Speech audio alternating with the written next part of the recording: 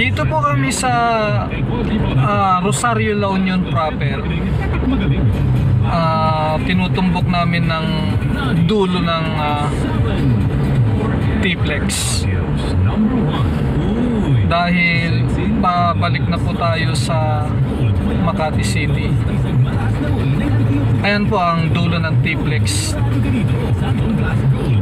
Rotonda 300 meters na lang po. Nasa T-Plex na po tayo. Papasok po tayo ng T-Plex. Malayong biyahe po ito mga idol. Rosario, La Union proper. Pagkatapos papasok po tayo ng T-Plex. Pagkatapos natin makapasok ng T-Plex, sunod-sunod na po yung expressway na to. T-Plex, tapos SC-TEX, tapos NLEX, tapos Skyway, baba po ng Buendia exit, Buendia, Makati City. So lumalabas 99% na biyahe natin